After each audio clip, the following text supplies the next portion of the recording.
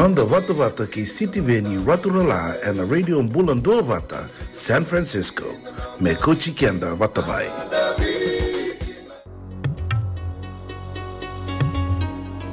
Pakia kia sama indono moniromo.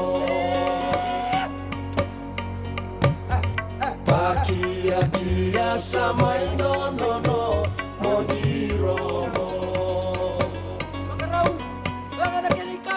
Pakia kia sama indono moniromo.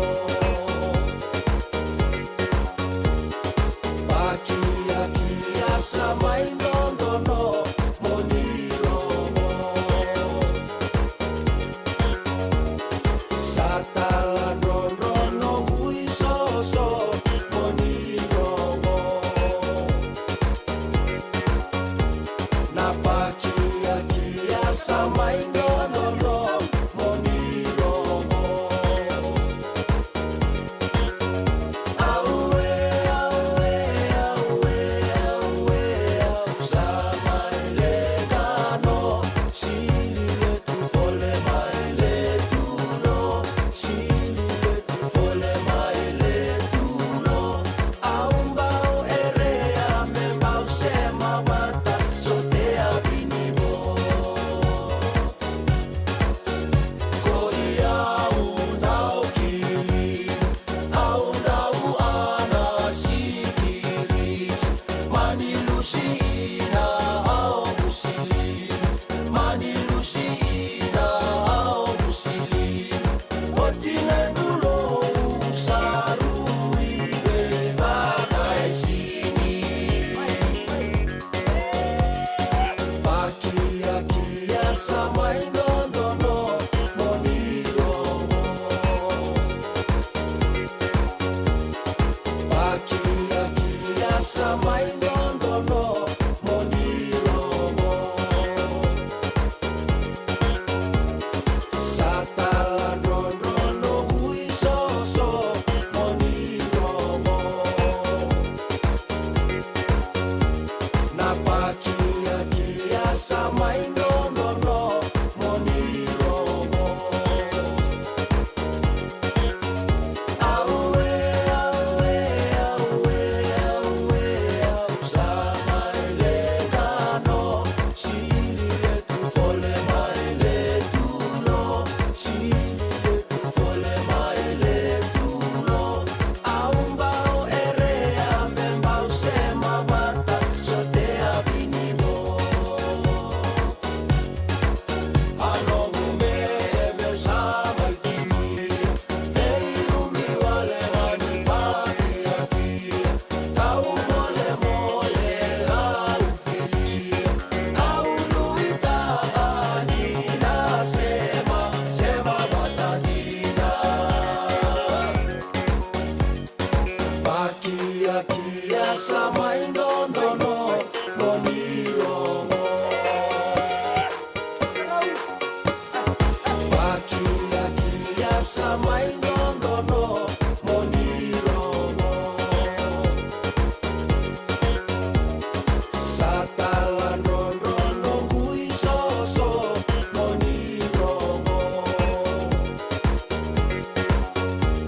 Na pakia kia sama indono moniromo. Aue aue aue aue sama elegano silile tu fole maile tu no silile tu fole maile tu no aumbao erea me mau sema bata sotea binibo anogume e meu sama itinia meirumi wale ngani pakia kia tau mole mole au felia au nuita anina sema sema batandina. Ya pina boleh sa tika buro na non dai waseni ngau nango na singa ni kwa do magatiko nan raki e viti e bebe bata bata e rungu talenga nan raki e rakana kenan dau main ranandi ni dau magatiko nan raki na dau makanan raki sanga nei boro ni langi kokoa ka dau magatu na ken nei tuba kena be bono tale so e da tiu kena de sekele wenda inda ni sanga sibito ngona tiri kandua en walu na miniti e stuba e ke e Santa Rosa sibito kango na la vana kaloko e na vitu na miniti sa bebe akabi sarati ko tolo sarnalu tu ni akabi Santa Rosa e na akabi tiko ni boga rombuka le ya bani na boga rowa ingai madala na itu ni mo ni madawa e na ngau na mandangango e senga akabi tiko ni tu city ka nda boga vinda katiko ni darao ni be semati ni be bono ni dagaka ni be bono ni bororong tik mai kina ni anu na tiko ni be korbo babalangi ni be ngarabi ni tiko bo mata ditu ta boga binda binaka ni da sota tiko na singa lebu inda na bula binaka ta marau ta tiko nan raki ke ni tabi enda ngaraba ka noitaki ni ndara tali ta kanda semata uzoko tiko kina radio bulan 2 bata San Francisco e kauti kenda batamai Batidi wa bundaru suwa daru gaiba saraba Abuso ni biyo daru mai tutu biyo bako Beleli uri daru mai bola luarua Sagai babo chiyo sebo Besibu sebo ni halua Wali bata mai wai daru mata biyo chisara kagalua Oli mai andua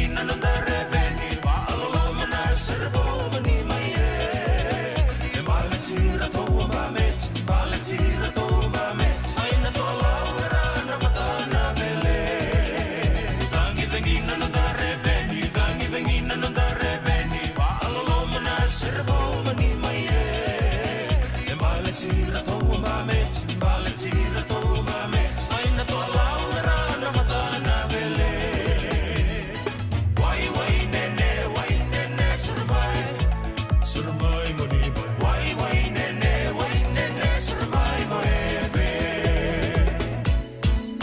singa tambuera mai singa tambuera mai na bunde ba singale na mai Italiani dunu na mete Italiani dunu na mete na bunde ba singale na mai singa tambuera mai singa tambuera mai na bunde ba singale na mai Italiani dunu na mete Italiani dunu na mete na bunde ba singale na mai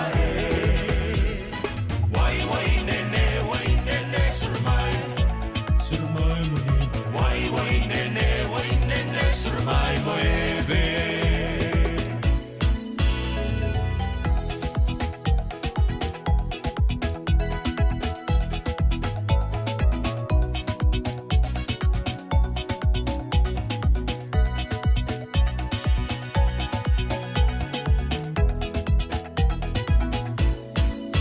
Udangi vengina nandare beni pa alolo mana serbo mani mai Baletira to mamet ai na to laura na matana bele singa tambuera mai singa tambuera mai na bunde ba singale na mai Italiani dunu na mete Italiani dunu na mete na bunde ba singale na mai wai nene surmai Wai sere surmai makene Wai kau mai normau Wai ni manau robiau Wai nene surmai moeve E senga dina ni kara rawa na daka waka kekiwa. Ia endona kainda wipu ke kawaka mamanta taka tuna bengaravi o ia ke tuna kenda tō kakana. Leika na dalo na bisikete na reo bata na sunbells e tinimbulu makau. O e kenda tōna senga tiko ni nreiva se senga ni waka motoka kandau drena na tutu beto seaki. Erto satu wakarau na Divine Pacific Food Mart mai Sacramento merto talaveani na nung ni voliboli. Rawa sara. We tartarngayani na taliboni diwa dua ono toluva diwa ono saivarua merto bakarotaka katalada mai na nung ni voliboli ena kena ngona totolo tua. Divine Pacific Food Mart, Viturua Diwawalu Franklin Boulevard, Sacramento, California. Namba di taliboni diwa ono toluva diwa ono saivarua. Erto ngarama talanga ni kena lewa suburi ani nanomu yaya. Mai na nondo stoa kena nomu mate ni katumba. Nungu chisu nungu badua. Dorongote na vima mani ono kina vitu ene kawani bugululu we kemada we California. We mani rua ene kawi kina tolu ene singalewu ni lotilewu we kemada we viti. E warotaka na New Methodist Christian Fellowship USA. Rongote ene Radio Mbulando vata San Francisco me kauti kenda vata mai. JJ's Food Shack. E tiku kethi kina na kakana boka biti me pakana kokonda. Lobo benga ni ngai kani doitu na bundi nan dalo si tabioka. Na kakana boka langi me pakana steak baka loka kena coleslaw. Woo-wee! Na karitoa sa wadha badina na kani kana. Kay tiku talanga na nono specials and lomo ni mga dawa. Daw tamba na Facebook. Na doi ni tiwa ya na pani mandray pai kay na bugatale. Go na JJ's Food Shack. View Valley mo Billy Jane Street, Santa Rosa, California. Pero talagang rito dili mo yang may Santa Rosa, may yato saray ni Kinavato. Girit-rito sana Kinavitu, Saibabitu, Tolo Dio Tolo, Dundu, Limono, JJ's Food Shack, Santa Rosa, California. Nanonda Vata, kay City Veni Rotorala.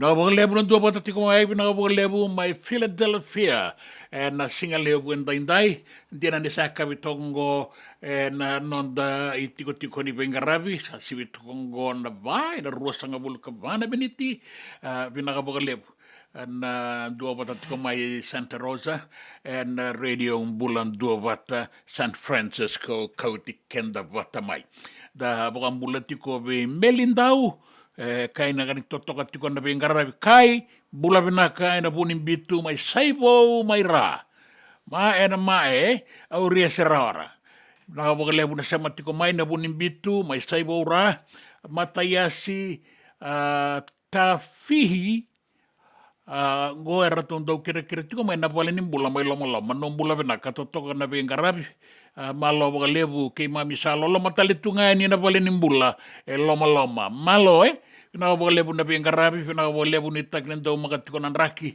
re na ka tiko na loma ni tomba lia wanga noko bula benaka ta sabi kinda bakitiko na mataka indai na sikalevu indai saya kabitiko Santa Rosa ta boga bina ka tio kina na no da sota na singa indai na singa bukelulu eviti singa tu city mai keri ene be bono ngao ni boro rongo tiko mai kina ni sa kinda bakitiko na singa levu indai do tele manda na sere e kemo ne sa te tiko gona no moni tendalo tena tavioka tena kumala boga levu star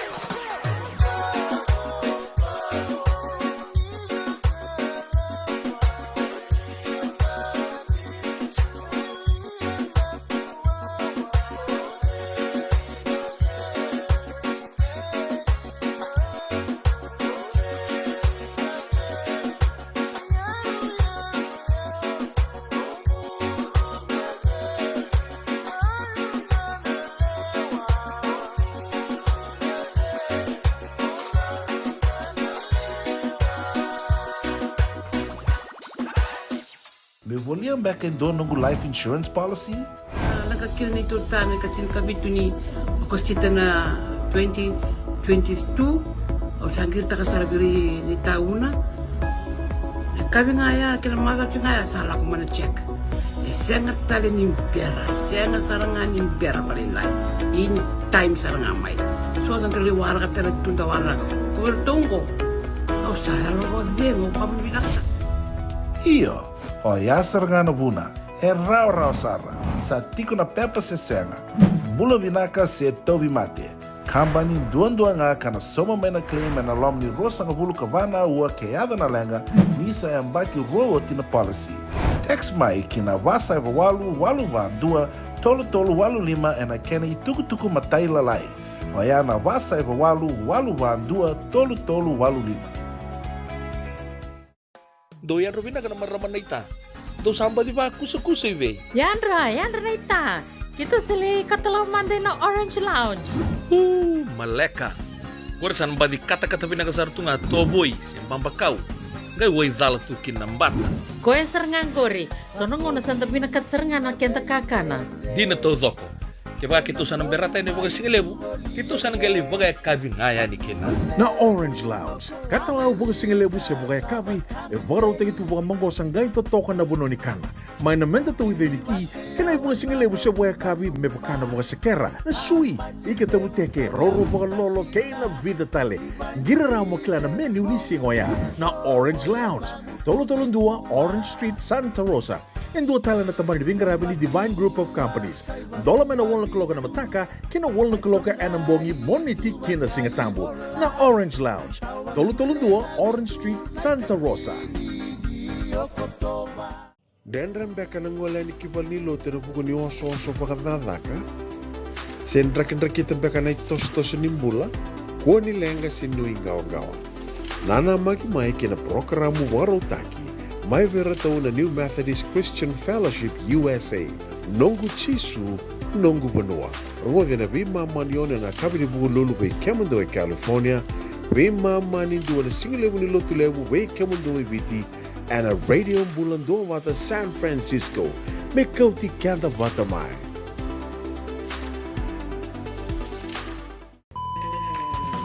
Binaka wakalevu na daw sema tikumai. Binaka wakalevu na daw aseti ko na nonda tu wata na radio Mulando wata San Francisco. May kauti kenda wata mai. And the sabo wala kasar niya daw yani na walu sang bulan ng dolo na kende wili ni matabu vale na radio Mulando wata. Iya, wili lili sar me wakatoto wata taki kina kende wili na ngwane toke and avea say pura-pura. Tu na like, tu na share, subscribe talaga Mike na Radio Mulando Wata and na YouTube. Radio Mulando Wata San Francisco, Mekoti Kenda Batamay.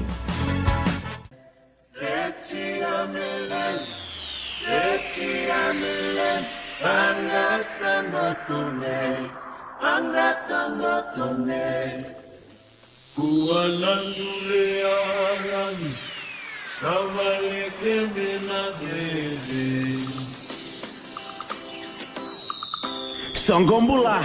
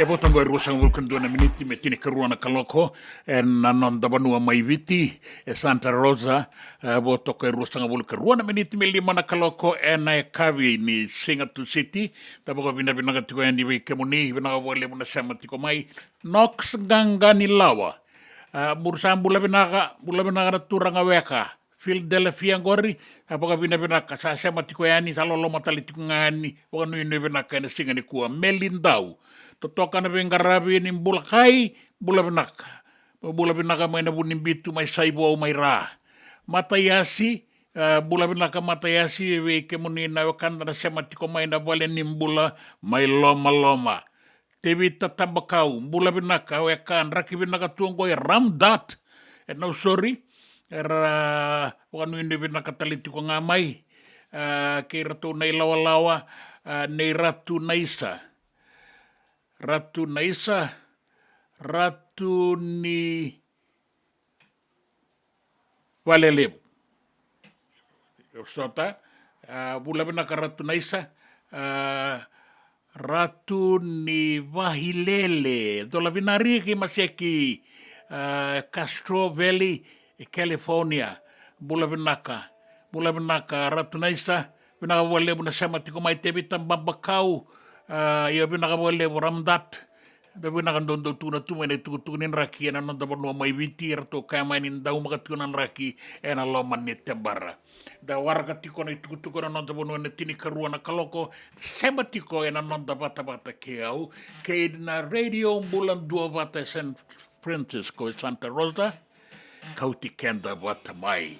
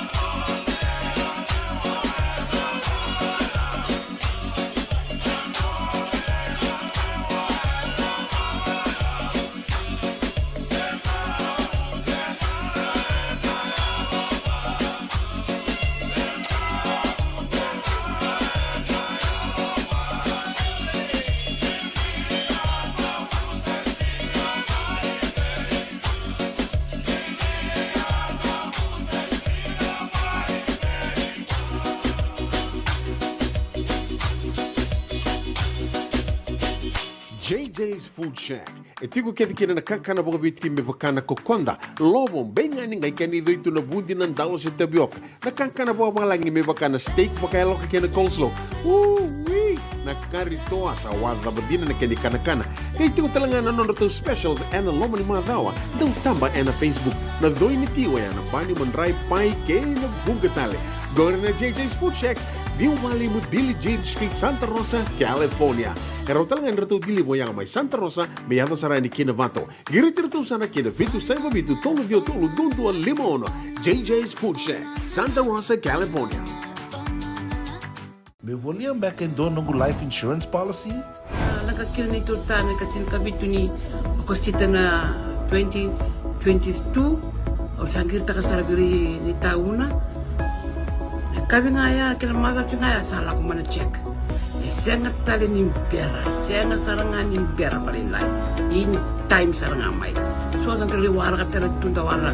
Kau tunggu. Kau saya lo bengo kamu bilang. Iyo, o ya sarangana buna, e rau sara, sa tiko na pepa se senga. Bula vinaka se tobi mate. Kambani duan-duanga kana soma mena claim na lom ni rosa nga bulu kavana ua keada na lenga nisa e mbaki roa tina policy. Text mai kina wasa eva walu van dua tolu walu lima e na kena i tuku matai lalai. Hoia na wasa eva walu van dua tolu walu lima. Nungu chisu nungu banua. Dorongo de na vima maniono kina vitu ene kawni bugululu ve kemada we California. Vei mamani rua ne kavi kena tolu and a single level ni lote level vei kemando eviti e warotaka na New Methodist Christian Fellowship USA rogande na radio bulan do vata San Francisco me kauti kenda vata mai Nanonda vata ki siti veni raturola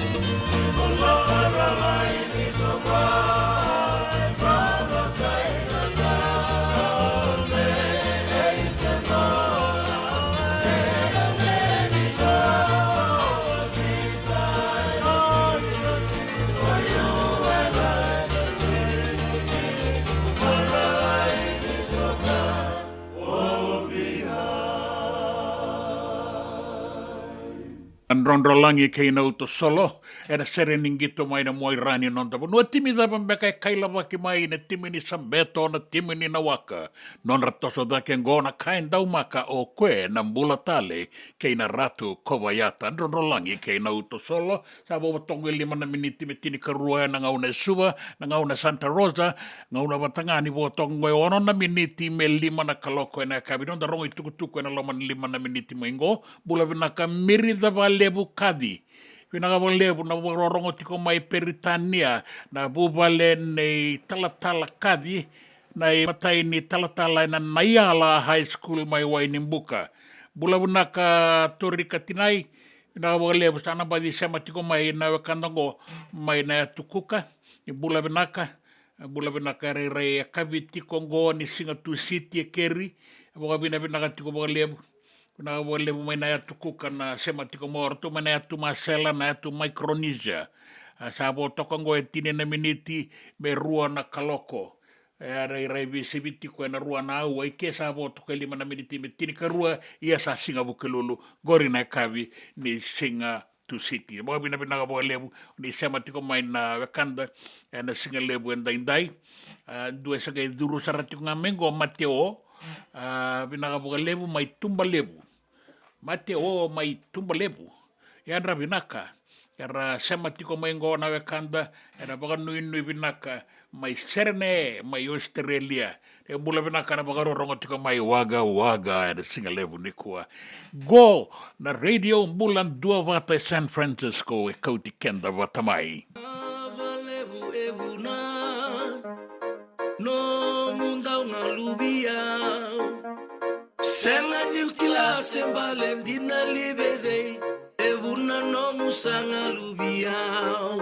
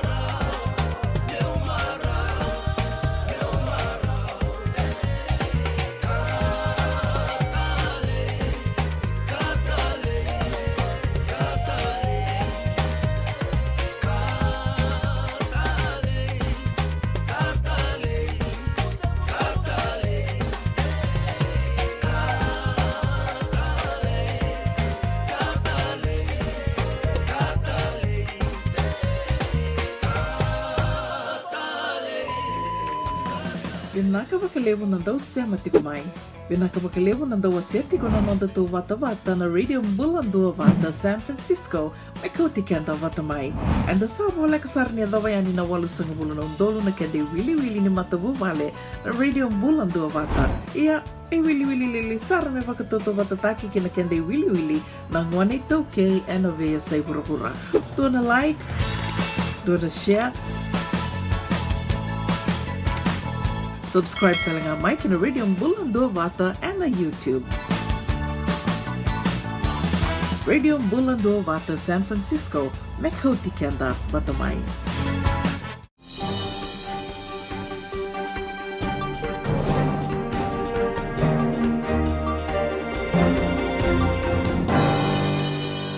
Bola banaga sa tini karua na kaloko e na ngau na isua.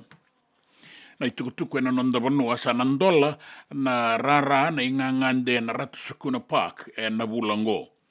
E kaya na minister ni beba valetaki o madiu na lumisa ni sa andolango ni oti toka endua na ngau na songo balabuti ko maikina na rara na ingangande ngo na ratu sukuna park. Ni boga boiti ko e bunga na ngada ni bengaravi. Kana no mini nangai marauta ki kina boga lebu na nanda boga ngataka na leo ni vanua. Rato bagarita ka mai ni besau e son gada ni bengarabi na dina bata ni be boga marauta ka ana no me mendo na bale ni kana tambarua toka ikia ya sa manileka na ingila ka sa andau mga toka mandanga na kene tuwa ki sa toka kinango na ngai ndua na ngau na imuri na ngai boga binakataki sara me bakana kaya na numi na boga binakataki na boga bowi ni ratu sukuna pake tau retini katolu na milioni kana tau manda sa ngai na numi me boga lutumi sabu boga leila kina vitu na milioni me rani vei rautinga ke na boga tawani bausi e kaya na matambose ni koro suba ni ratu angaraba tau doko na dagadaka ni vei boga toro dakataki na kena vei sau vata kena boga bowi ni ngada ni vei ngarabi me baleta na ingangan dengo ka rana numa iso ni sanangai ua sibi dake kina na vei ngarabi kanda na tali takatalenga na laki ngande kina e asongo tiko mai na rua na undolu rua sanga bulu kandua na ingangande na ratu sukuna pak me adwa na ngau na sanangai main dola kinango e na mua ni bulango o kosita e da sandonu e tiko endai.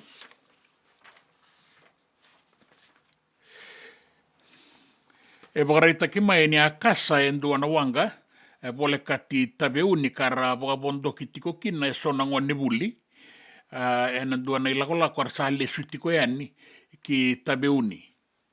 Ngo endua na ilaolawa ngone buli kara maingito ni rasa lesua ni ngai laki kasa e nambongi ni Singapore wai na wanga sa bole kaya ni ki tabeuni laki kasa na wanga ni sa oti toka na walu e nambongi ya e ramanilande ki wai e sona ngone me rasa sasangangalo ki vanua e nambongi oya ka kalongata ni sanganindo e ali bagandua se maboa se bagalengai na nonambula tu na ingalongalo na lo mani wanga ia ramani sangani bagayang takambeleta ni asangani soliveira ka ra sa sanga ki vanua e sona ngone sangai turina itukutuku ka sangai ngole ni na itau ke ni wanga na Sun City me laki vebueti kara bagadamberin bula taudo kona pasindia ki vanua seni mani ngandrebikina na bengarabi bagabuni wai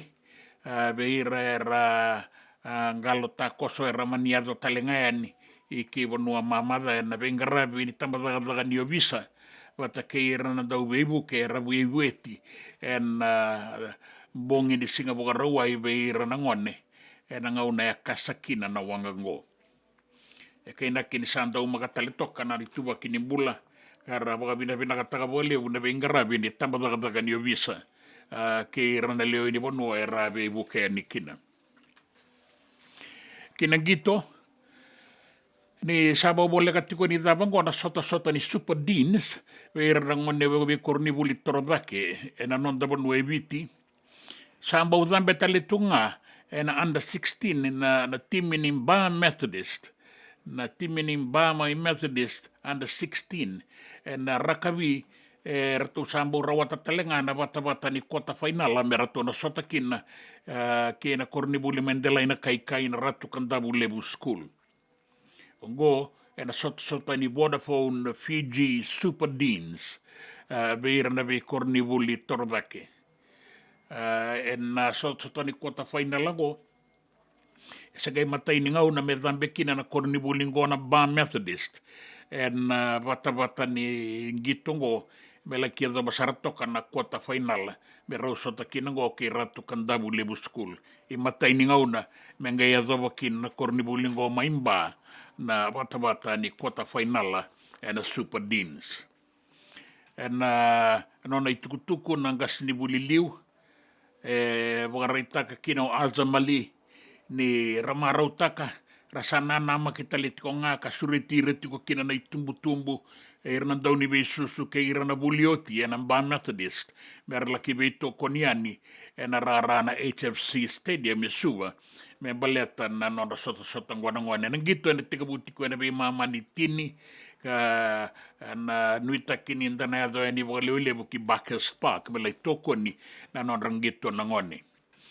na Kornibuli tale so ra sota Singapore Rua ina Supergrama ra una sota kay Ba Provincial Free Bird Institute na sibina tini na Rua Sangabulo na miniti kan sota na Kornibuli ni buli ni tu mai matabatu do ra una sota kay na Kornibuli na Sinu Secondary na ra toka na mama ni tini kandua Marist Brothers High School era una sota kay na Lelin Memorial School.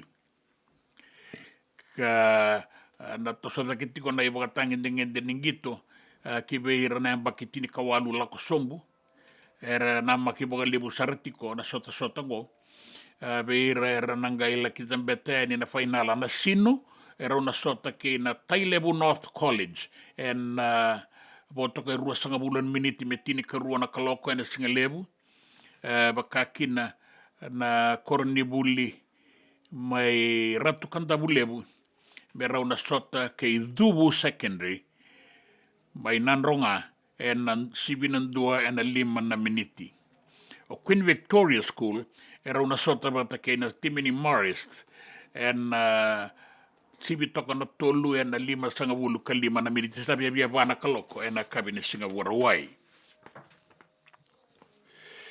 nang gito sa ating kabubolita kitiko na ngaunanggo na tikite ni Sarasara kina sota ni matay ni wabo kini Pacific Nations Cup ka sanat ka kabuesu aba ni raw na sota tiko kina na timin ni Flying Fijians na Fiji Water Flying Fijians kay na timin ni Manu Samoa raw na sota tiko na matay ni wabo kini sota go rarailo bala the Pacific Nations Cup ka bauti ni nabunga sarer na biala ki saraba sabol tagiti ko na tikite na ngaunango ka bauti ni na lewelebu tambilian ni merla ki saraba na gitu ko ni daw nama kinasota o biti vata kay Samoa na sota ni Pasifikango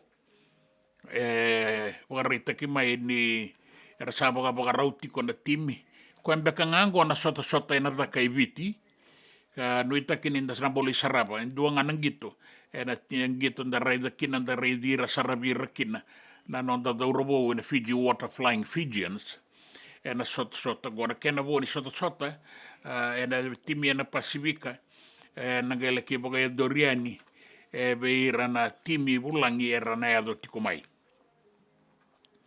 bagarita kini isasangan ni se deisara na be kain baleta na ituba ni be timi tale so ke na bono era sota kina ia na numiti ko nga ni na kaukawasar na non sota na timi ni biti ke na Manu Samoa kana do be bagatabulidio Mick Byrne ni ogo endo na sota binak ka sabu raw taliti nga ni kina na timi ni biti and sota ni PNC Ortono Flying Fijians era tō na sota kei Samoa, en kabi ni singa wakarong buka, nei ka ruasanga ulu ka tolu ni singa lima na kaloko ene kabi.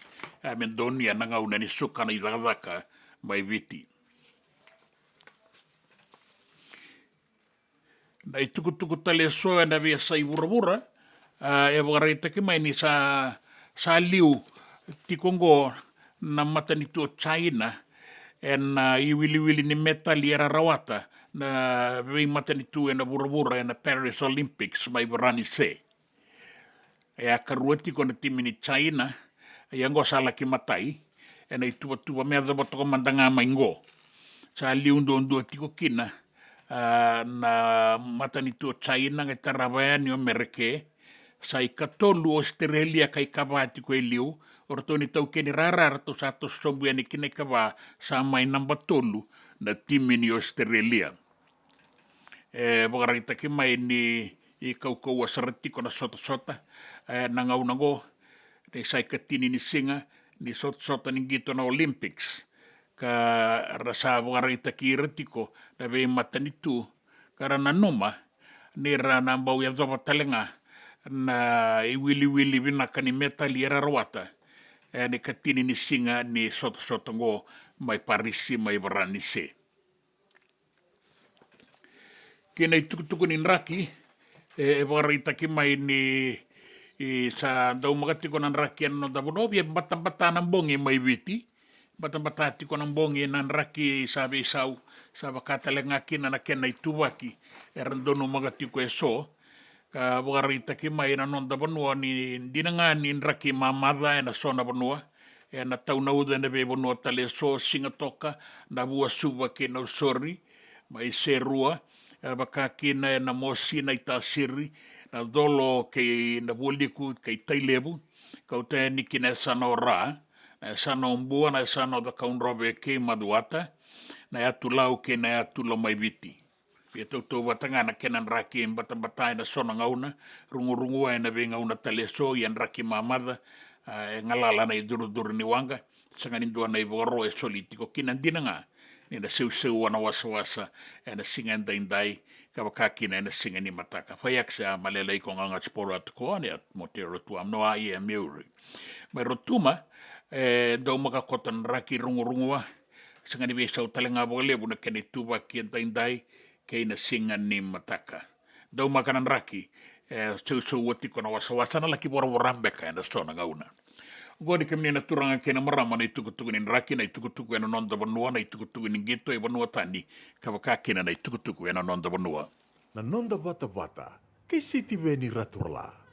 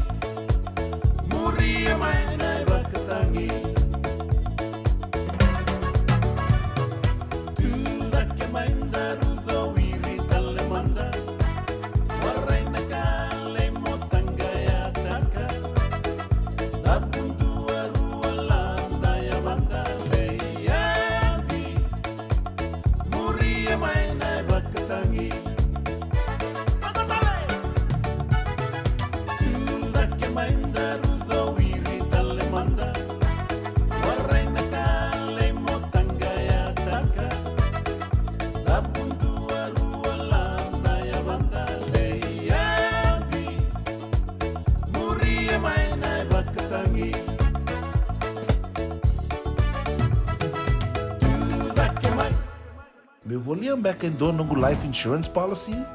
Laka kira ni tutana katin kabitu ni makostita na 2022 o sangir takasarabiri ni tauna. Kabi ngaya kila mother ngaya sala ko mana check. Sengat tali ni pera, sengat sarangan ni pera palilai. In time saranga mai. So ang kali wara ka tala tunda wara. Kuwertongo. Au sahalo ko dengo pamilaka. Iyo, o yasar nga na buna, rau sara, sa tiko na pepa se senga, bula vinaka se tobi mate, kambani duan nga kana soma may na claim na lom ni rosa nga bulu kabana ua keada na lenga, nisa ambaki rowo tina policy. Text mai kina wasa walu van dua, tolu walu lima na kena ituku matai lalai, o ya na wasa walu van dua, tolu walu lima. Doyan Robina ka naman raman na ita. Do samba di ba kusa iwe? Yandra na ita. Kita sila katalaw Monday na Orange Lounge. Maleka. Warasan ba di kata-kata pinakasartunga toboy, siyang pambakaw. Ngay way dala tukin ng bata. Koe serangan kori. Sonong na santa pinakat serangan na kenta kakana. Di na to zoko. Kaya kita sana berata ini bagai singelebu, kita sana gali bagai kabin ngaya ni kena. Na Orange Lounge, katalaw baga singelebu sa baga kabi, baraw tayo ito baga manggosang gayon totokan na buno ni kana. May namenda to identity, kanay baga singelebu sa baga kabi, may baka na baga sekera, na sui, ikatabu teke, roro baga lolo, kaya na vida tale. Giraraw mo kila na menu ni singoya, na Orange Lounge, tolo-tolong dua, Orange Street, Santa Rosa. En dua tala na taman ni Vingarabi ni Divine Group of Companies. Dola may nawal na kaloka na mataka, kinawal na kaloka anambongi moniti kina singatambo na Orange Lounge. Tolo-tolong dua, Orange Street, Santa Rosa. Nungu chisu nungu banua. Dorongode na vimaman yono kinabitu ene kabuni bugululu be kemandawe California. Vimamani ruane kabi kina tolu ene singalewu ni lotilebu be kemandawe biti. Ewarotaka na New Methodist Christian Fellowship, USA. Rongode na Radio Mbulando Vata San Francisco, me kauti kenda vatamai. Binaka bakalevo ng daw siya matikumay. Binaka bakalevo ng daw aseti ko na nanda to vata na Radio Mbulando Vata San Francisco, me kauti kenda vatamai. And the sabo wala kasar niya daw yan inawalu sa ngabulo ng dolo na kende wili ni matabu vale na Radio Mbulando Vata. Iya, wili sar me vakatoto vatataki kina kende wili ng 182K NOV sa Pura. Do na like, do na share, subscribe talaga Mike na Radio Mbulando Vata and na YouTube. Radio Mbulando Vata San Francisco, Mekoti Kenda Batamay.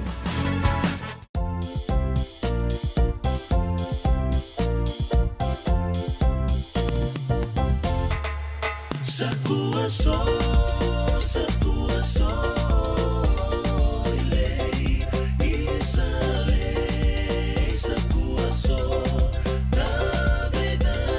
laki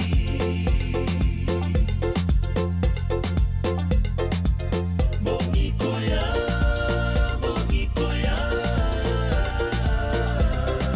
awa o bana wawa bongi koya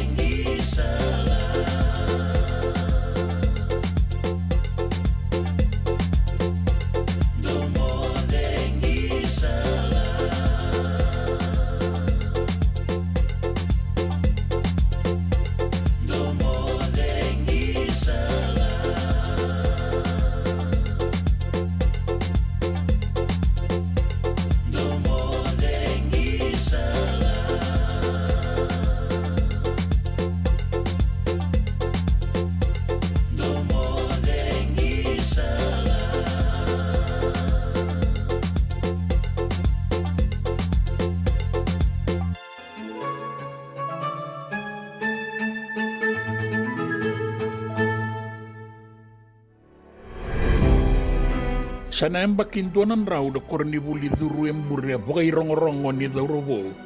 Na ratu penai kandabu lebu school mai Londoni ena sano tailebu. Kornibuli ngoa atau ya buena tinika di orua sanga bulu kava. Ena non rava kasa mana belu take na ngauno ya me Havana na Provincial School Eastern. Garavira na nandangone I tauke ena sano tailebu. Sano lo mai viti ke na sano ra. Keira mai na bea nuenu. E nei tikabu ni ambakin rau sawati, tuan duri telengaki na sona kornivuli e na bea saibiti, e nei naki batango. Na kornivuli ni asana me rangaraviki na kenangoni. Na Provincial School Northern, mai lobo ni wonu e tabeuni me baleta na asana da kaunrobe mbua ki maduata. Na Provincial School Western, mai namaka, e na ponua sanda betiko kina ni kua na iroro ni wangavuka na di airport. Na Provincial School Southern, mai sawani membaleta na sano na itasiri, na sano na mosi ke serua. Kartua tau yabuki na nabe kornibulingo, me rawa ni rabogabuliriki na nanondangone e nandua na iwarau, e bagatabuliriki na na teitei, na itobo bagapanua, kei na dagadaka ni linga, na meke, na sere, kei na iwarau tale so, na dagadaka ni linga. Ongo me rawakina na mbula, e na ia umbula I tu weekenda na itau kei, me bagaedori na buli me mbaleti kenda saranga na itau kei. E bagatokaeda na kornibulingo ve ratu pena ia kandabulebu, prakombau, abuni walu maimbau. Ka taura tale tunga na itutu bagarogotu I tailebu. O ratu kandabulebu embaundua veira na nondangone turangambale buli binaka e na ngauna ya. Ka buli mai New Zealand. Ni le sumai. E mai vengarabi e na veitambana bagamata ni tu e na nondabanua. Ka garaba talenga na itutu waka rokotui e na sano tailebu. Na koro makawa ko Londoni ni sandambea ni na kornibuli sanga itoki mai kina udu ni kawa mai waibu e na bati ni ngau ni sala ki sawakasa. Na kadambote ni karua ni walulebu ni burabura era songokina e sona kornibuli e na nondabanua kara dhokoti batakina e sotale. Na bagalimbi walu e wakaba na matanitu chavani e na ngaunoya e anga saukura takakina na anu o Hawaii kena I kele ni wanga mai Pearl Harbor. Kasa tikabu talenga na nona rabu mai e na deba ni Pasifika. Sa edo mai Papua New Guinea. Ka edo talenga mai kina atu Solomonie. Sa kaya na matanitu ke na matai walu ni chavani nira na mai singa ni sudu e viti e na tinika diwa basanga bulu katolu. E suruta na busi na ala ya. Baleta ni sa virimbatok na matanitu e viti. Karasaan biu wanua na nonda matai walu mera la kitaba kira na meda nira sember ni zambeti kenda mai. Era sa tiko e nonda wanua e na ngaunoa na matai walu e matawa, matai walu e waiki na matai walu e wanua. Aniwe matanitu lelebu e so, matanitu Amerike, New Zealandi, Australia, ke imbola tangane. Era sa tiko tau doko e viti. Sama nitoki mai na sino na huli nitu me sato sea ni kina nukuloa e na sanora. Asaba ka toka e kina me adana na Queen Victoria School andau e adana tunga iliu na huli ni turang e na ngauna e atikabuki na mai wainunu. E na tinika dio abasanga bulu karua sanga itoki mai ki Londoni na koroni bulingo na Queen Victoria School, karamay toka kina na tinika diwa basanga bulu kawalu, medo na tinika diwa lima sanga bulu karua, era sanga i tosokina ki matabatudo. E na non ratoki na ngone buli mai matabatudo, era sa kautabata e nikina ki nukubuto na yada nimbure na rewa, na bau, verata, kei na tovata. Ngori na yada nimbure mai ratukan dabulebu. Ya sa baka nga takitiko ni kuwa na kena isosomi, sa baka yada ni baukina na be imbure mai ndelay na kai. Me mbure maafu, na mbure zakau, na mbure ndengei, kei na mbure sukuna. E sanga ni ko buli ni turangan duan-duan nga ya toki ki Londoni. Era toki talenga ya nikina na ngone buli ni Provincial School Southern mai sawani. Sanga ibe sau na ya ni kornibuli mai sawani me ya na eliu andimbeti gona ya ni dona wanga ndo biso ko ekiboli en Reo River. Sanga ibu kidie muri me ya na andi la Kombau School. Nebaka sa kila ituki na nikua. O yandi litia la Kombau e makumbui ratu e penisa seru da Kombau. Kai tumbu ni ratu sa Edward tuibo nuobo tungi da Kombau. Nai tau kei nai songolava sambale. E ne katini ni Okotoba, tini kadiwa wasanga bulu kawalu. E rasanga i boga durumikina na isebu ni ngone lewa kina koroni bulingona andi da Kombau.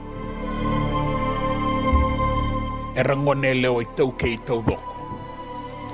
Sa kene imbale ni rasatiko mai ratukan dabulebu na kornibuli e tolu, Provincial School Eastern, Queen Victoria School, wata kei na Provincial School Southern. Sanga itoki talenga mai na kornibuli mai na esa sabagara kangaraba na esa na ombaki asawa na Provincial School Western. Erati ko talenga kina nangone ni nanronga. Era sanga itoki mai ka toka mai na maka na kornibuli ngo. Yani sabang alalataki. Era sa toki ndo na kenewase kisawani. Kara sa toki saramai kiratukan dabulebu ndo tale na kenewase. Salala mai na maka. Nabe vale ni buli ke nambure erabe vale kau. Kara mai tawana na ngone buli nabe korni buli ngo na non rambure kau baru gai mbuturara kau baru talenga na ilatu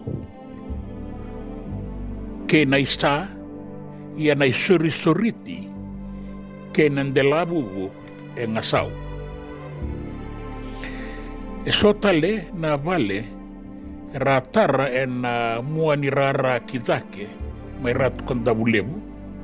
Ka baga tokea da bua nanga sinibuli liwe na ngauna ya o Lacombe, o Warner, o Heckling, wata kei Morgan. E so na ngonibuli mai na kirkwi kornibuli rato ki mai Londoni e rasama ni tinia koso na non rabuli. Renre tu na beito soya ki kan renre na sala ni lavo kara sa tokiani kina sotale na kornibuli e so e rasale sunga kivale e na lewani tani. Uira na ngoni ni nanronga e ratoki mai ki ratukan dabulebu ndo na kenewase e ratoki ki sawani kara sale sukivale na kenabo ia na rebu-rebu ni balulebu ni bura-bura e avalata sara e bungan zaka-zaka kei na bengarabi ni matanitu. Di sabi rin ba ina non tapon nuay viti era sa veito soya ki talenga na veitambana ni veitangkomaki kasanga induriki na namatay walu ni viti. Era to waliu na ilaw-lawang batikandi, Fiji Commandos, sangga itawiabu na imatay. na Fiji 1st Battalion Fiji Infantry Regiment na matai na karua na katulu ke na kava ni matai walu.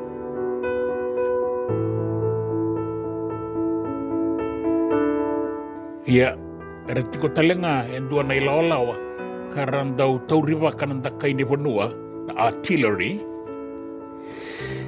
ke na matai walu zakadaka na labor course. So veira na ngone buli mai ratu kandabule wera saaturu kina matai walu ni biti na ngaunaya. Baleta ni rambau kila toka na vesa ubaga balangi. Na kena bo ralok ngame na koro. Bia matai lele butoka na bo sa baga balangi. Kara sama ni tauri bagi kina so na ngone buli. Ne katole ni matai walu rawat se baga bonua. Na angilo si kambani sana A company ralewe na nangone ni tailebu karaba kemba mai korobou ke imbure rua. Na dhamari kambani se C company ralewe na nangone ni lomai viti karaba kemba mai Londoni nangele ne Mr. McCaig kasi toka ngani kua wasei rau toka na ngauni sala ni motoka. O koe kanda udhithi ki matasa wa endua na mbasonga ni ngauni sala. Me siro sombiani ki na ikele ni Jubilee wata kei na ovalau ka raunda ubaga lele mai nambara bingo. Sembera kine ni tau yabu na tomi. Go talenga nambara viranda uli vanakina na lewe ni C company matasa o binaka kara dau wuli vana toka kina nimbera na non rei lako ni kina tu Solomoni na tinika di o sanga bulu kaba na tiko warau ni matai walu nambara bini woli ku kei taile bungo wasibi na matai kei na angilo si kambani Bagabu na tau yabu ni buli yalo matua na buli valu mai ratu kandabulebu na military cadet. So na nga sauninta kaimbula era manisenga ni kautani se samaki na ngauna era sala ko kina na sotia. Era sama ni gengera tunga na matasa oya. Doa ngau nanga ya kina na baka talaka. Era baka tatalo toka ika so nangone ni London. Era kunesa ra nanga sau. Era ngai kau tarala tuki laka toka nan dua na tolo ni kau. Kai kadamboti. Era tu mabuwa baka dasar. Vida nangone. Lewe 5. Era tua mani mate kina baka dua. Era tu sambulu toka. Dua na ruku ni buni mango mbamba ka toka mbati ni ngauni sala mai sayaro. Awataronga dua na turanga bulioti. Rai o koe beka na turanga ngasin dua ka sembula tiko indai. O eroni giolebu na evana. Na turanga ni kamba mai tailebu. Samba ki walu sanga bulu kawalu ka buli mai ratu kandabulebu. Mai na tini kadiwa ba sanga bulu kadiwa kina tini kadiwa 5 sanga bulu katolu.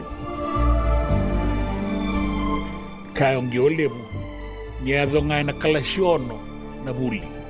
Nga uno ya.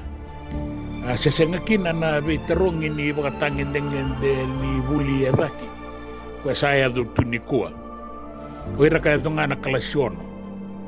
Muri anta sangai kilani sa veterongi kita lenga na intermediate kena secondary entrance mea dosar kina ibu katangin dengan devaki ena ngaunoya na junior kina senior Cambridge kala kindambe di talenga kina na duru kina university na university entrance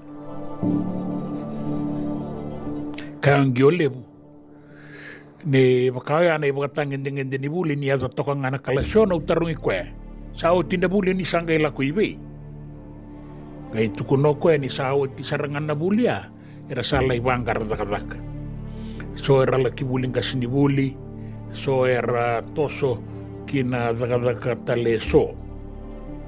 Daka e pale ni bola. Ia o eroningi o levu, ia mbiuti ratu kantabu levu.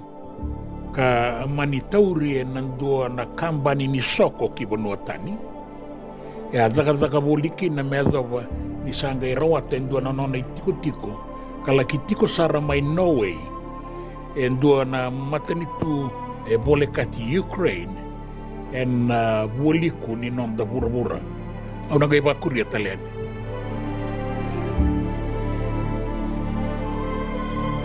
Nalonda wata ki sitiweni raturala.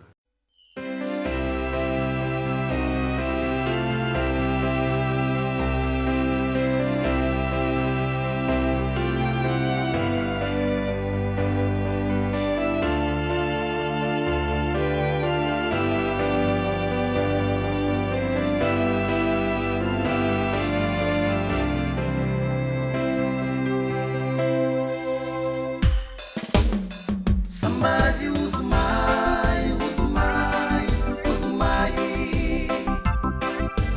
Kora tu kanda blebu.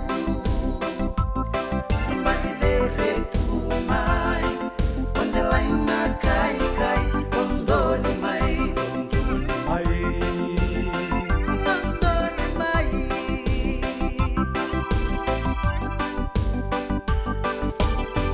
somebody do tani mai payau na mue baklau gitu ko kenandau ulisaba kalau sama telau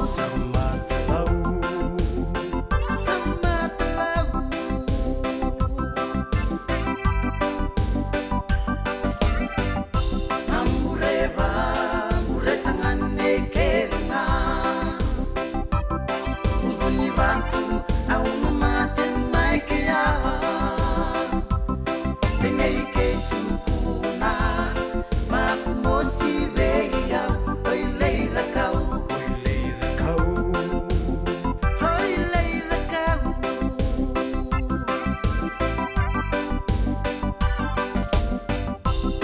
Anda umbole taka wasama Nunggu kelau, nunggu banua Ngai ai muring gore Simply the best Andina Mana Andina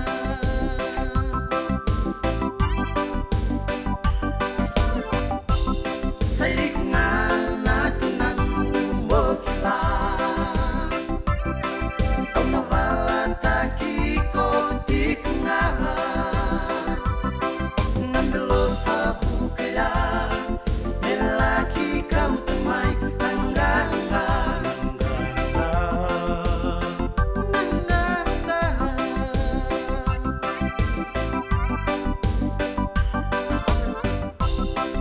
Au salva kale suya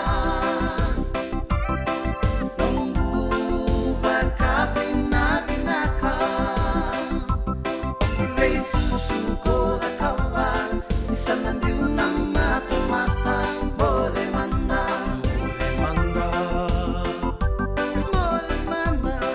Pei susu koda kawa Isana diunang mata-mata Bole manda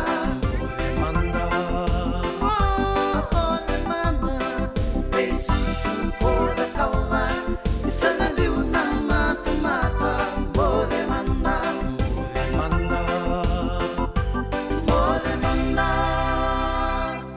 JJ's Food Shack.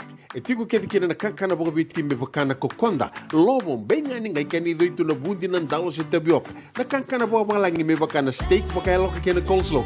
Wee! Na kari toa sa wadha badina na kani kana. Kay tiku talangana no to specials and the lomani madawa. Dau tamba na Facebook. Na doi ni tiwa ya na bani manrai pai ke na bunga tale. Go na JJ's Food Shack. View Valley mo Billie Jean Street, Santa Rosa, California. Karotal nga nito dili mo yang may Santa Rosa, may hato sa rani kinavato. Giritir to sana kinavitu sa mabitu tolo dio tolo dundu limon. JJ's Food Shack, Santa Rosa, California. Me volia back in doon ng life insurance policy? Nakakil nito tayo, nakatil kami ito ni Agostita na 2022. O sagir ta kasarabiri ni tauna. Kami nga ya, kinamata siya nga ya, salah ko man check. Sengat tali ni pera, sengat sarangan ni pera palinlay. In time sarangan may. So ang kaliwara ka tala tuntawana. Kuwertong ko. O saya lo bengo kami binaksa.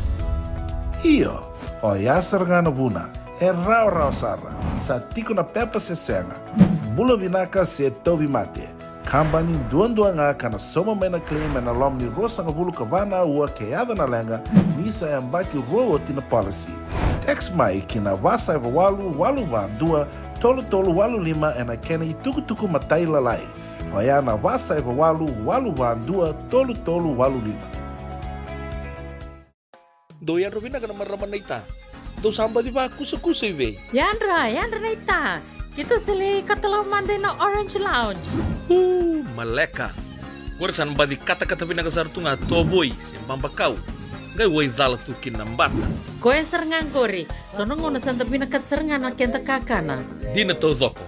Kaya kita sana berata ini bagai singlebu, kita sana gali bagai kabi ngaya ni kena. Na Orange Lounge, katalaw baga singalebu siya baga kabi, baraw tayo ito baga manggo sanggay totokan na buno ni kana. May namenta to ito niti, kanay baga singalebu siya baga kabi, may baka na baga sakera, na sui, ikatabu teke, roro baga lolo, kay na vida tale. Giraraw mo kila na menu ni singoya, na Orange Lounge, tolo-tolong dua, Orange Street, Santa Rosa.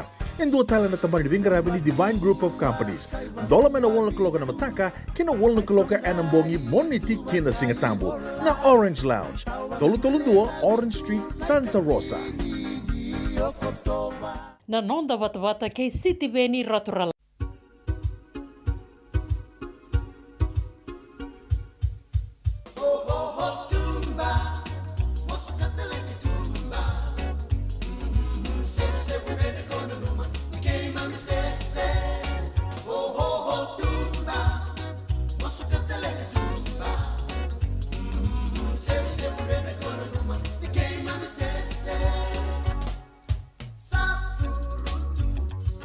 Você vai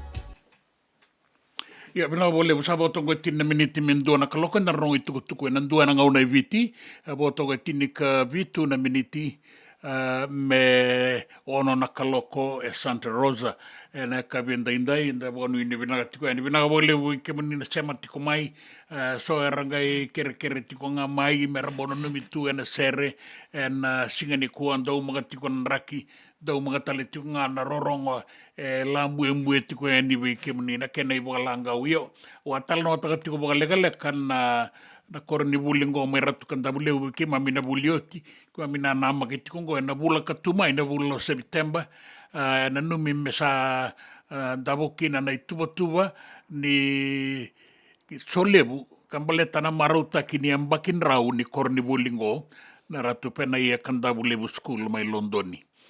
Bunga rasaya liani dua kiroa vitalo no tiko ya e roningi o levu na turanga ni kamba mai tai levu so talembaka e ratiko i e ronin dondo ambo reida ni sa toka sareda ke no na ambaki ni mbula ambaki walu sanga bula kawalu wa vina ka be resora soli tuku mai turanga ni lawa baka dengu a miniasi kato ni woliku bata ke sakea siseru en duan president di Bagadengo ni bulioti mai ratu kanta bulebu tiko mai nailuba ro mula benaga na beotini mula benaga na bale baka nui ne benaga tiko ani na singa lebu en da ni da waraga tiko na itukutuku en non da banua ke na vea sai burabura na itukutuku ningito en duan itukutuku ningito sa ngai atu ga no manda tala no takatiko en iteka buni madawa ke na mo ni madawa saoti na beibadu sa ngai bugarite ke mengo ni raulewerua wiliki na ukoya kanda be tala no takatiko na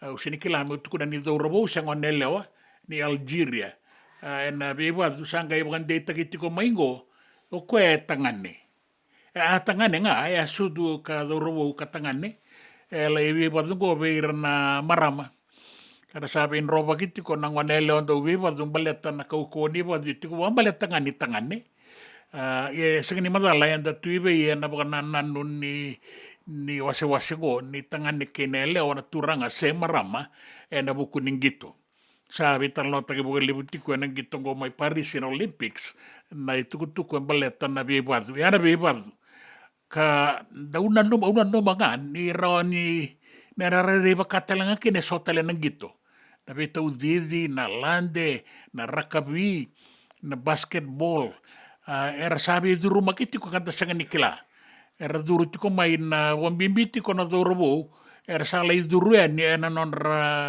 angito na iwasawasa ni marama mera sala i marama da reden le busar na kena vitala no ambo le adu tiko na vitala no ni bindingi ka adu tiko maingo i merke o era tokona na biwaki baga matangalibata ia nda sanga ni kila baka binakasara sena tuiwe na bakasa mai na numitiko ande rau lewe rua nanda ube badu e rau tangane karau sala iwe badu tiko ano rewasa na marama na elewa mai Paris mai Varani se na sot ni Olympics yo esa na bakasa mga mendagai baka na nutukina me baka langau ni nonda tiko na singa lebu indai pinanga buka lebesar nandua bata tiko mai no muni bota na turanga ke na marama ke muni kede oni toko na bulioti mai ratu kanda bulebu na singa lebu indai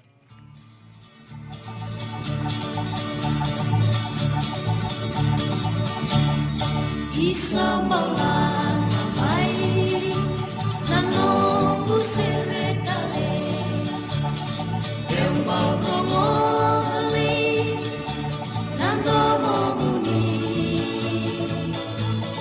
wakana tu nanu marawali kami tu kau dia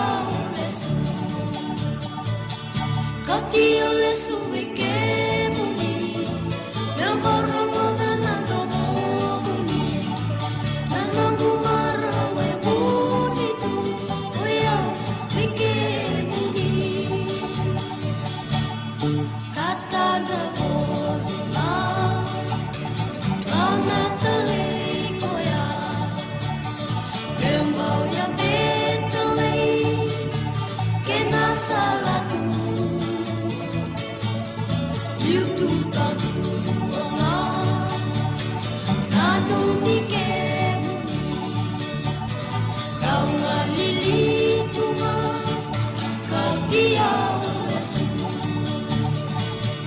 katia lesu e ke muni me moro mona nano momoni nana mumara e muni uia e ke muni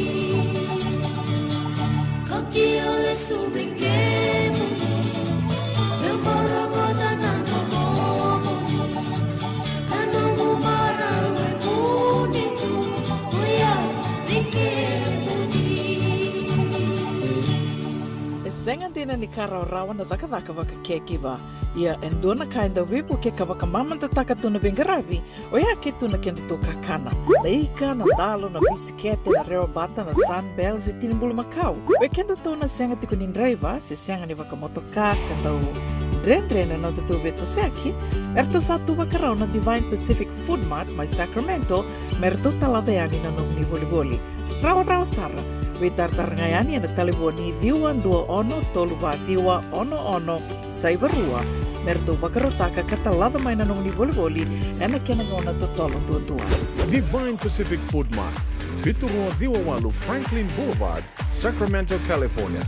Namba di taliboni diwan 21 toluwa diwa ono saivarua. Erto ngarabatalanga ni kenale waka sumburi ani nanomu yaya mai nanondra to stoa kina nomu mate ni katumba.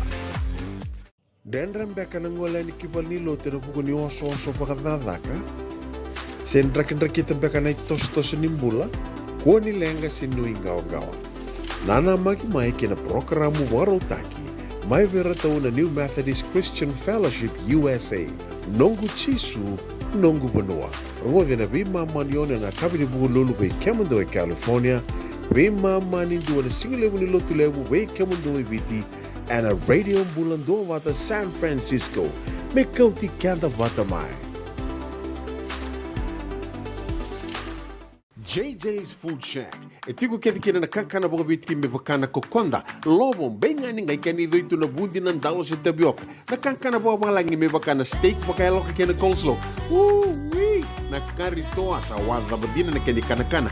Kaya tiku talanga na to specials and na loma ni madawa. Daw tamba na Facebook. Na doi ni tiwa ya na pani mandrai pai kaya na bungatale. Gore na JJ's Food Shack. Viu Valley mo Billy Jean Street, Santa Rosa, California. Karo talaga nrato dili mo yang may Santa Rosa, may yato sarani kinavato. Giritirto sana kinavitu sa mabitu tolo dio tolo dundu al limono. JJ's Food Shack, Santa Rosa, California. Nanonda wata-wata kay City Veni Raturala.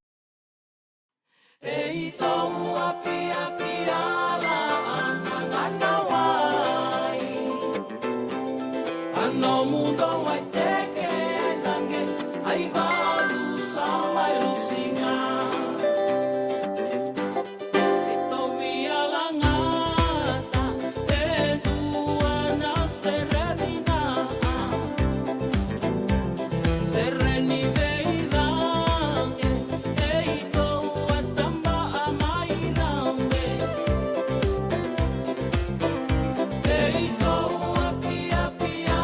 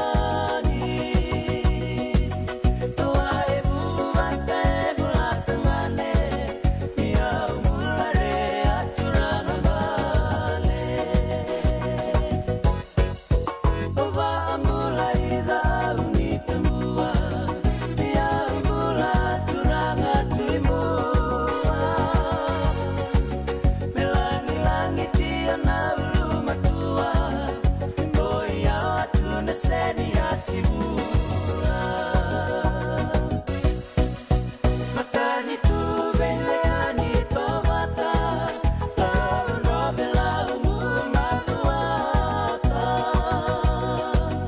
Uini masi eva medimitahi Ibua nivanula tumedolati Isakumuna ke muremba sana Kaina lola mara biwasoasa Na vei anu era nduidiri Viri wana nabuna ya tulo maiviti Sondoka nabuki na ya tuya sawa Saraba nuarando mona mesaraba Watulele na ya nuya nuni tanda Venga eya nuda nabulavina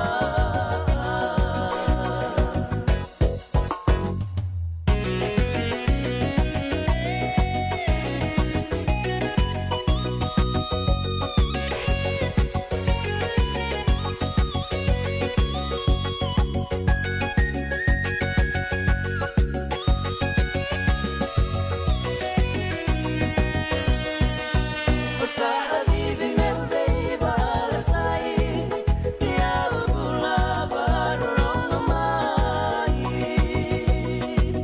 Pongani sere mai nada kanimana Pula sia nonda vitira rama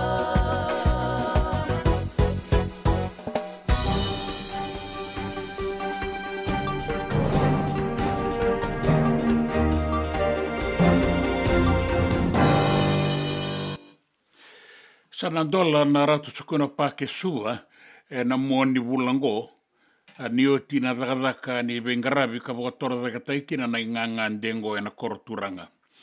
Kaya na minister ni ibe baletaki madiu na lumisa ni botora dakataki na ingangan de suba merawa ni wasibe dakikina na nondangarabi na leo ni bonua ni ndangande ni kina. Na dakadaka engarabingo ratua bagarutaka ngana matambos ni koro istuwa da Suva City Council taumanda ka tini ka tolu na milioni na lebu ni labo na numi mengarabi kina ngai lutu sobu talemai kina vitu na milioni me rauni vei rauraunga ke na baos ena numi mea tarakina ndona valni kana tambarua ya sama ni vei musuaki sona dakadaka ni bengarabi me rawa ni taudoko kina boga vinaka na kena rai. Na numi tikongo me sanandola na mua ni bulango ka se songo tiko mai na rua nondolu rua sanga bulukan dua sambalabu saratoka na songo ni rarango na ratu sukuna pak na dua na ngau na balabu sa sanga ni rala ngande raokina na lewe ni korturanga mai suba ya na numi me na garabi na raka kede na numi sebo me nga indolabi na mua ni bulango. So na ilawa ngone ra pondo na nduana wanga ka kasa bole kati tabeuni. So na ngone buli mai tabeuni era pondo tikoeni na nduana wanga na Sun City ka ngai kasa na wangango na mbongi ni Singapore rawai. So na ngone ra manilande kiwai merangalo kibonua ya sambongi lebu toka ni rawai. Era ngai sasanga kibonua so na ngone kalungata ni sanga nindua ali se lubu se bokasangarai ni rasa ngalo tikongo ibonua na mbongi ni rawai. Rauta toka na be mama ni walu. Kaendu ana ngone buli timo di kalausa ni ibugarerebak na be kaera donumaka na mbong ni Singapore wai baleta ni sa tumbu na rere ke na tangaya ni sa kasara wanga kasa tiko na mbongi ka ndina nga ni tuki na ingalongalo asang ni solibeira mera bagay ngataka se mera laki tokar me waraka na ngauna ni lenga me bakana kena i wagrau. E angai bakasalata kir na kasnibuli me rasati komandanga iwanga me kako nindua engalo ki vanua andina ni rasa lande o tiki wa i leo vida sanga ila ki vei bueti mai o right chand na itau ke ni wanga me bakalele di rea ni ki vanua ruana ngone buli rawa kau kina vale ni mbula ma wayebo ia sanga ni duana lenga lebu ni ngauna rau le lindi ke bikina di sanga na maboa sendo na bakatalaka ado ya wasawasa be ira ke ra wanda tiko i wanga o ira rangalo ke ira kau eni wanga sanga i bakalele di tau doko ki vanua na mbongi lebu ni singa buarawai senga ni manindua na bengarabi bagai dori beira ni ngalala baga binak kara mbula binaka tiko na ngone rabe tokani na daka ni be buetingo na tamba daka ni ovisa mera walele di rao na ngone ki vanua mamada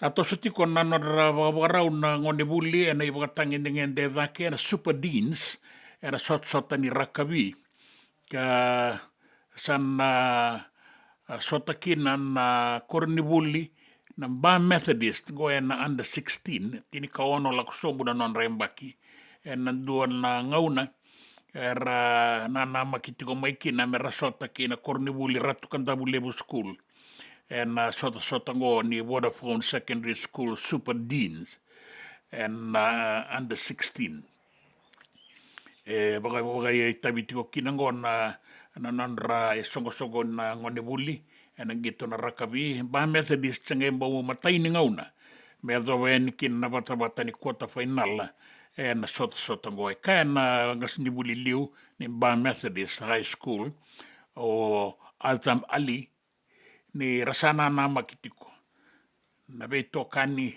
ke ira baga murietiko na gitu ni kornibuli na itumbu na dauni be susu ke ira na bulioti mera na tiko ena Bacchus Park suba ena be mamani tini ena mataka ni roa i rau dalindiki na kornibuli ngo maindala na kai ke na kornibuli ni lotu sale maimba Suba Grandma era una sota ke na Mba Provincial Free Bird Institute ena sibina tini ena ruasanga bulu na miniti na sino era una sota ke na Queen Victoria School na buli ni tu ena be mamani tini kandua na Marist Brothers High School era una sota ke na Lilin Memorial en bakitini kawalu lakusombu era una sota tiko kina na HFC Stadium na kornibuli na sino kay Tailebu North College di bo irua sanga bulu metini karu na kaloko na singa lebu ratu kan tabu lebu rona sota kay dubu en dua na kaloko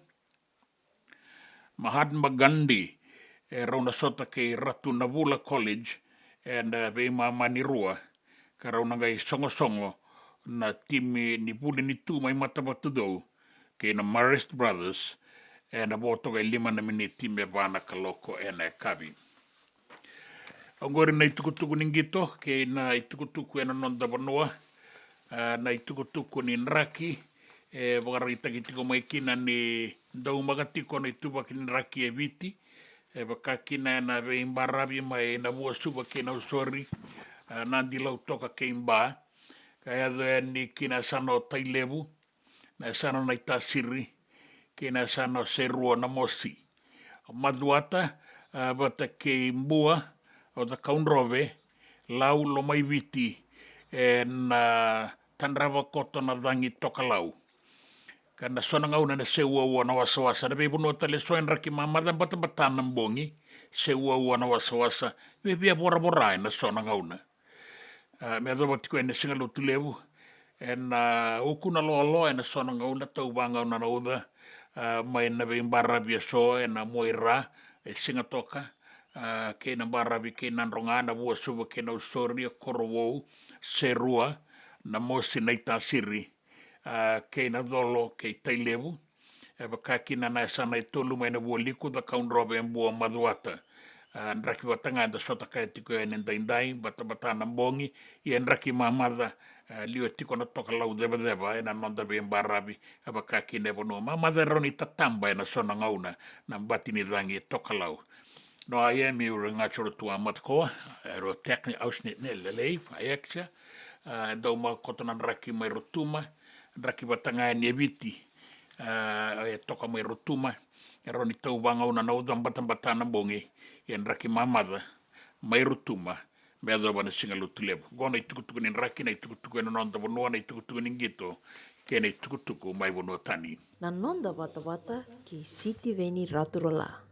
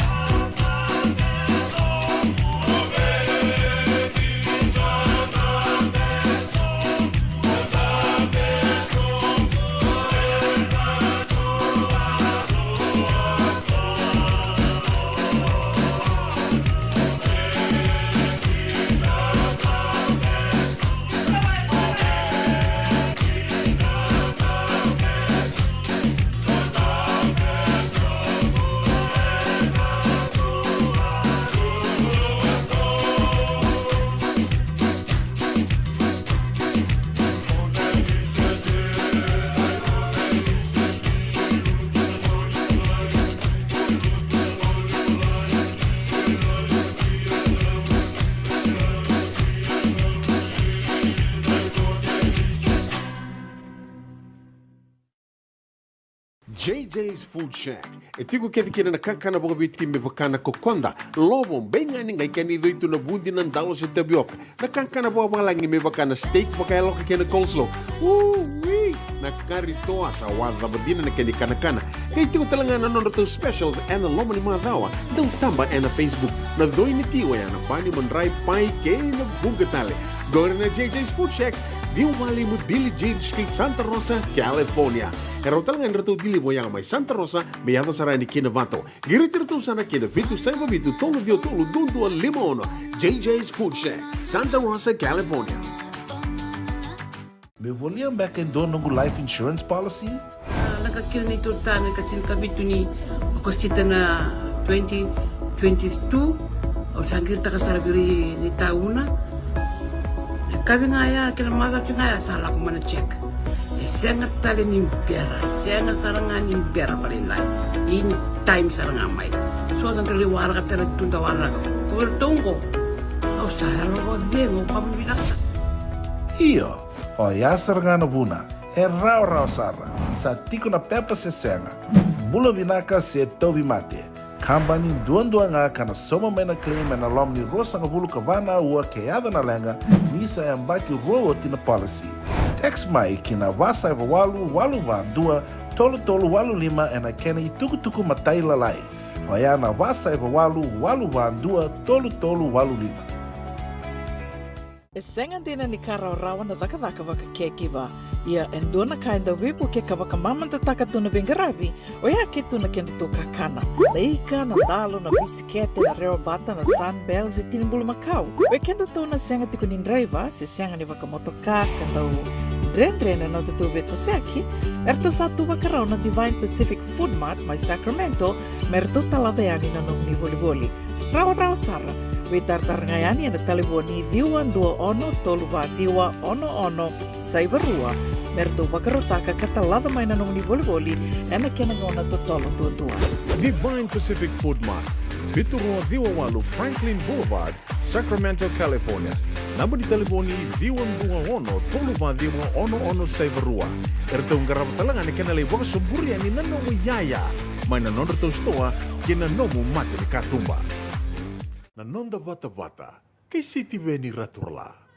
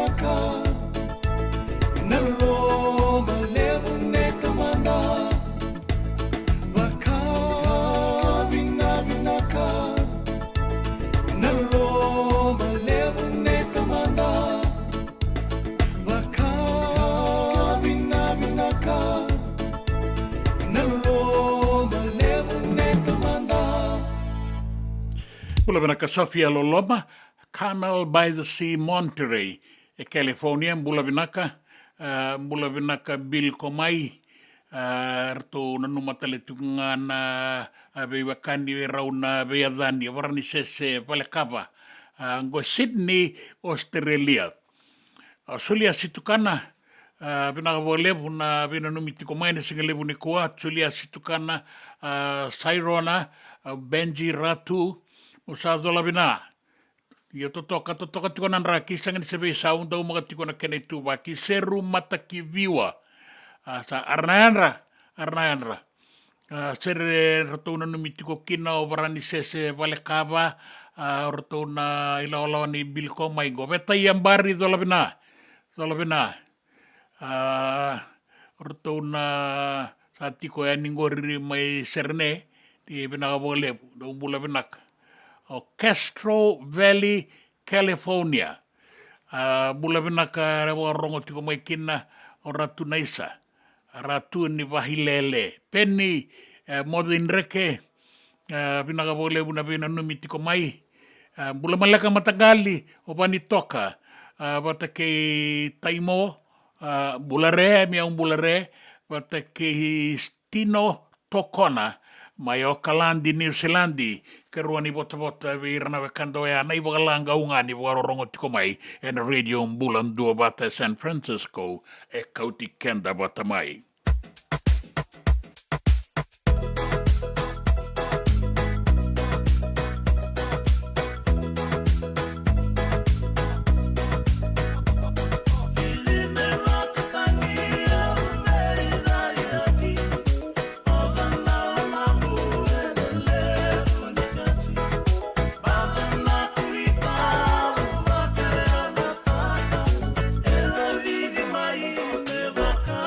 Sa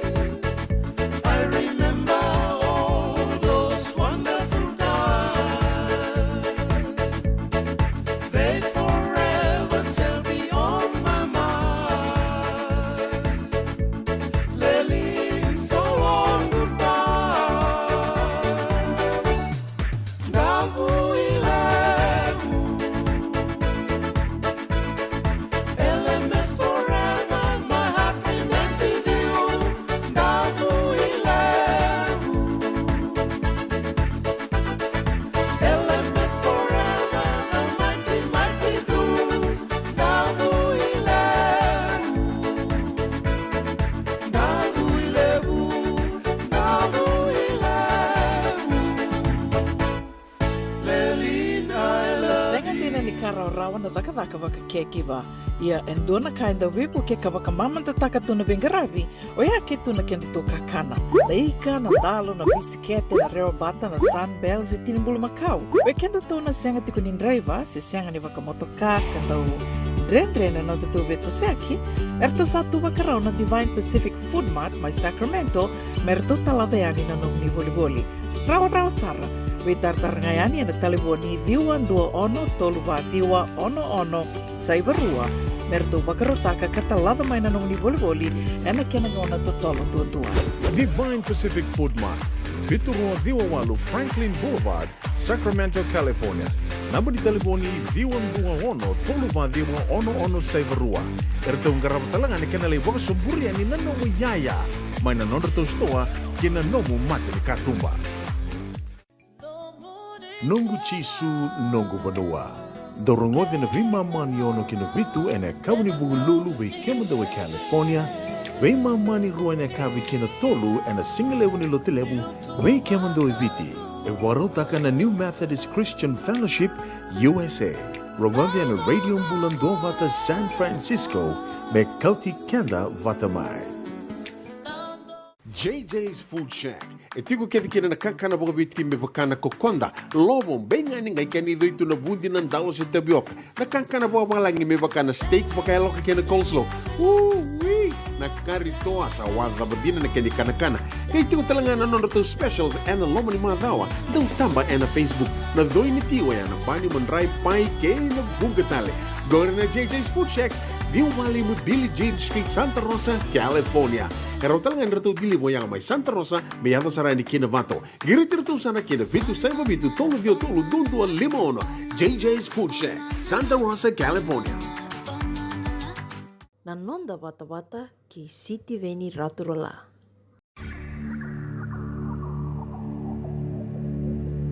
Sigi ni gonda ki devura kinna. Gidebu kia bura bura bura ngatoso Gidebura ki bura bura rasila Alilia Alilia Alilia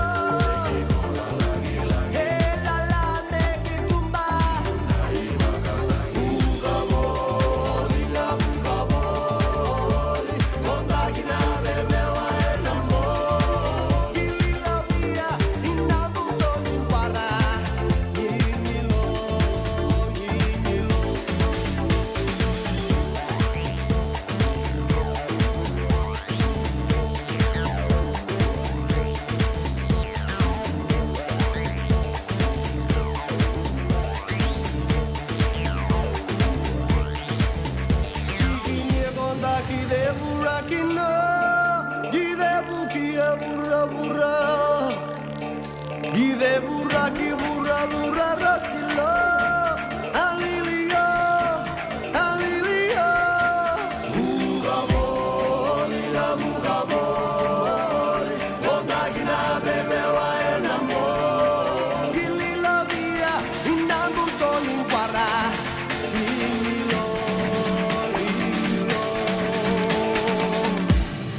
Ugaya wandela watu iendela wapatia iendela watamataku mebubu nitakinia ukaboli na ukaboli ondagi na bebe waenda mo ililobia indamuto ningwara ingilo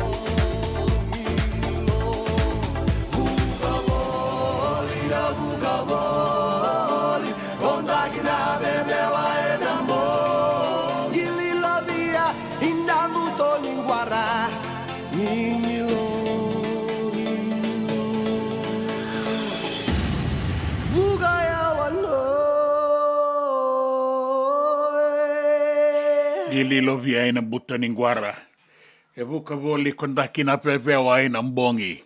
Na noroto serre na rosiloa ena singale buindai ni sivito kongo nandua en tolu sanga vulu kapitu na miniti. Sa boy basanga vulu karwana miniti me vitu na kalokongo e Santa Rosa kata boga vina vinaga tio kina vi kemoni na ndua bata tiko mai na sema tiko mai vinaga vole chana tanimbatiaka o madi urongo iruai este renga ibokan tua ni sawa tien dua boka tata rabula boga irongo ba sekila endua bo sema tali tiko nga mai Canada mai Toronto mai Ontario mai Canada madi urongo iruai madarawai bula vinaka vole una boka bula tiko mai ratu tau rongo vinaka tiko ene sanangori e rongo vinaka talenga mai na nomuni boka bula era bono numi talenga nan tabo koto ene bebu noa ni tawi mate soar tabo tiombe ngai vale soar sabo kan tondo tok ngame rabo rongo tiko rasara-saran sigale buni kuwa vinaka volebu tamai maraya mai kalambu ba teke tinai maraya no bula vinaka na tiko ene bebu vale nimbula kemeni na bengarabi linga de bengarabi vinaka volebu uni wai batake na nasi vinaka volebu ke kemeni nanga sindibuli ni rei boka dengu tiko ena boka sigalebu endai gengini gula samba di lebu sara like kambita tiko eningo ena tambaran di boka sigalebu nang guli ke nang gula ena singalebu endai Pinaka lebu na sama tiko mai singa buke lulu ebiti singa tu siti ena kabi mai Santa Rosa ena singa lebu endai na dua bata tiko mai ke muni kede na wekanda ni tiko ena teite se ni ngoli se ni sasama ke tiko ngai vale eta sema tiko ena radio mbulan dua bata San Francisco ne kauti kenda bata mai.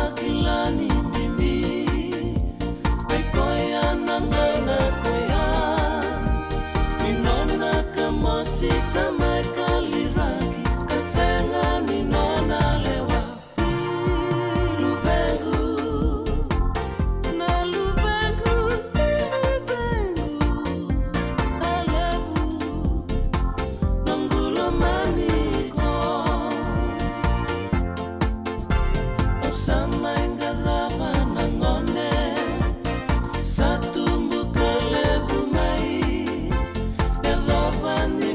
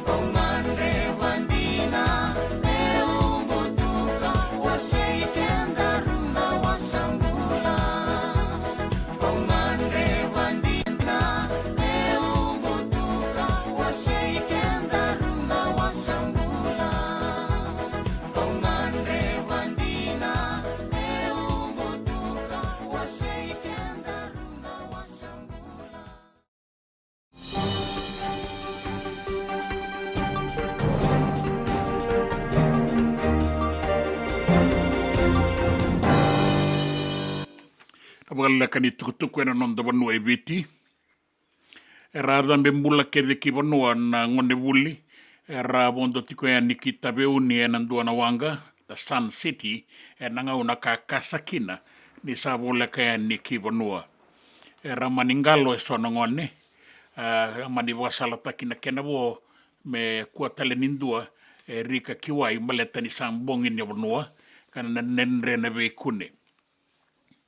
E ka endua na dorobou Timothy Kalosa ni warerewaki na ve kaiado e nambongi ni Singapore rawai na ngau na ya kasakina na wangango e nandua na dakau bole kati tabeuni ka sa tumbu na rere ka rando mambula na patindia e baleta ni a senga ni wakarita ki veira se soli veira na ingalongalo mera taura rawatoka ni bera ni ado na lenga. E ka endua nanga sinibuli ni sanga iba kasalata kira na voa ni pasindia me ka kunindua e rika kiwai e ni sambong e lebu tiko na vanua. Ka sa ado talenga ni endua na wanga ka kauta tiko e ni na itauke ni wanga ni wakalelengwa na Sun City o Rai Chand kala ki wakalele dira na pasindia ki vanua. E rua na ngone buli ro kau ki wale ni mbulai ro wasukai talemai ni sarau sangarabio ti buni wai kan dikebi na be kain baleti rau o era na kena bo era do ngani ki bonua era saman ni dui ngole sara kina non rei tiko tiko na be buke ni tambadaga ka ni ovisa ka be ngarabi en buku ni lenga kaya dongo ena Singapore wai mai tabe uni. Ere tukutuku ni gito sa tika bubolita ki tiko na tikite ni sota ni PNC matai ni waboki. Ka rauna sota kina na timi ni Manu Samoa ke na Fiji Water Flying Fijians na suva en dua na ngau na leka mengo na mua ni bulango. Ka rauna sota kina na matai ni waboki e na Asahi Dry Pacific Nations Cup. Ka rasa tika bungo mera boga ya nikina na timi na Pasifika. E boga reita ki mai ni namaki boga lebu na non rongito na timi ni Samoa ke na timi ni Viti e na matai ni wabo ki ni sotango e na HFC Bank Stadium mai lo dala ka sa tika bubolita ki tiko na tikite e na ngaunango.